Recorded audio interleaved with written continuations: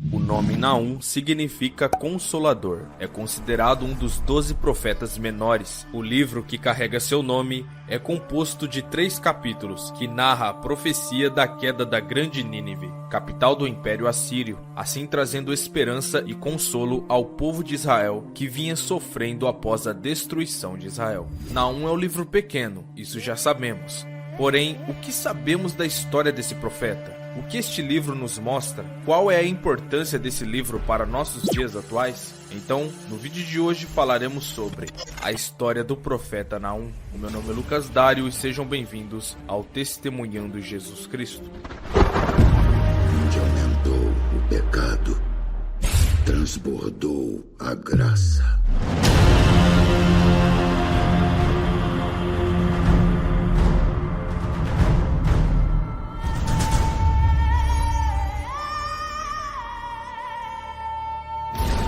Paz, amados! Peço a ajuda de todos vocês para se inscreverem no canal e ativar o sininho de notificações. Se vocês gostarem do vídeo, deixe aquele like que me ajuda demais a produzir mais vídeos.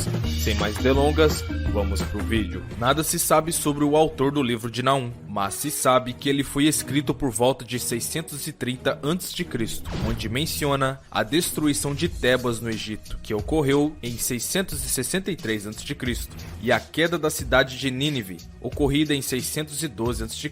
Mas não é a primeira vez que vemos o nome dessa grande cidade em ênfase, não é mesmo? Vocês lembram de Jonas e o grande peixe? Então, ele foi enviado a Nínive também, para pregar uma mensagem de misericórdia. Inclusive, irmãos, temos um vídeo aqui contando a história de Jonas aqui no canal. Vou deixar o link aqui na descrição, caso você tenha curiosidades. Dá uma passada lá depois. Continuando, através de Jonas, Deus teve misericórdia do povo de Nínive, porque se arrependeram. Mas na época de Jonas, ainda o povo temeu a autoridade de Deus e do profeta Jonas. Jejuaram e se arrependeram, a ponto de Deus dar mais uma chance para aquele povo, e não os destruir.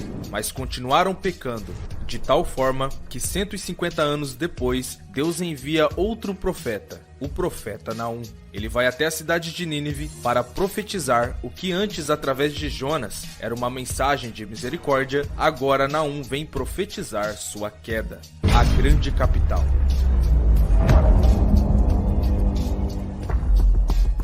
A cidade era cercada por muros de quase 13 quilômetros de comprimento e ao seu redor protegida por um fosso de quase 45 metros de largura. Era um grande centro comercial importante para a época da grande ascensão da Assíria, mas sua riqueza não provinha apenas de seu grande sucesso comercial, mas também de engano e mentira, como está escrito: ai da cidade sanguinária, repleta de fraudes e cheia de roubos, sempre fazendo as suas vítimas. Os assírios tinham como símbolo o leão, por serem sanguinários e violentos, e por suas atrocidades contra civis durante batalhas.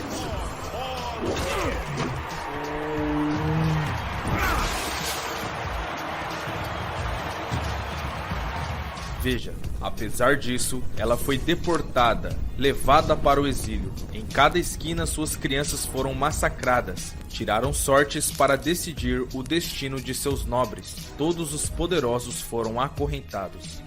A queda da grande capital. Deus já tinha dado a chance que a cidade de Nínive precisava, e mesmo assim, esteve paciente até este momento. Veja, o Senhor é muito paciente, mas o seu poder é imenso. O Senhor não deixará impune o culpado. O seu caminho está no vendaval e na tempestade, e as nuvens são a poeira de seus pés. No capítulo 2, Naum começa a descrever em detalhes vívidos e dramáticos as cenas de batalha e a destruição subsequente. Pilhas de corpos humanos seriam empilhados nas ruas, incluindo crianças despedaçadas, e os sobreviventes seriam levados para o cativeiro. E mesmo eles tendo o maior exército da época, o reinado veio a ruir após 20 anos. E de acordo com o que foi profetizado, tudo se iniciou com os babilônicos e os medo-persas, que durante a grande seca se aproveitaram para realizar a sua vingança contra os seus antigos inimigos. Veja, você também ficará embriagada, irá esconder-se tentando proteger-se do inimigo. Não há cura para sua chaga, a sua ferida é mortal. Quem ouve notícias a seu respeito, bate palmas pela sua queda, pois quem não sofreu a sua crueldade sem limites? Naum prediz ainda que a cidade não voltaria a se destacar e aparentemente seria difícil localizá-la. E de fato, por muitos anos a existência de Nínive foi incerta, mesmo considerada um mito. No entanto, ao longo do tempo, toda a cidade ficou soterrada sob camadas de terra, até 1800, quando os arqueólogos descobriram as suas ruínas. Hoje, os arqueólogos podem confirmar com certeza que Nínive existiu, provando a autenticidade da cidade contra a qual Jonas e Naum profetizaram.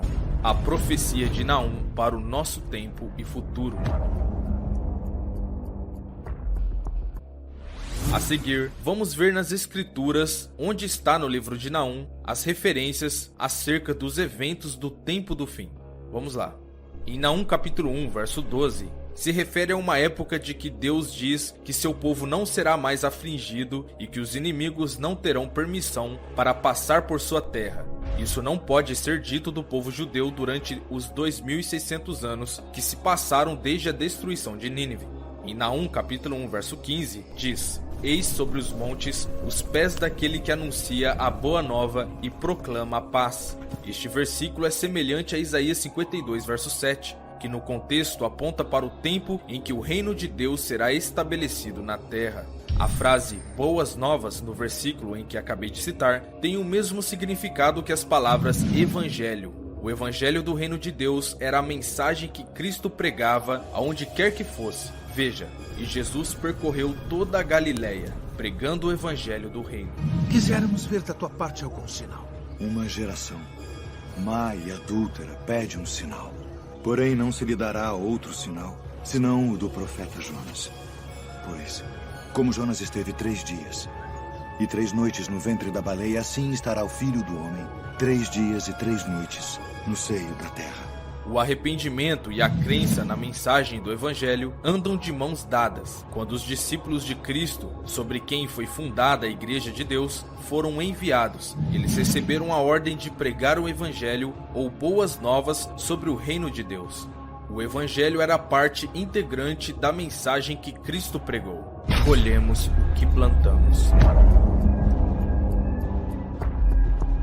Deus não permitirá que a maldade desenfreada prospere e aumente indefinidamente. Embora Deus seja bom e uma fortaleza no dia da angústia, Ele agirá contra aqueles que o rejeitam e se recusaram a responder às suas mensagens de advertência.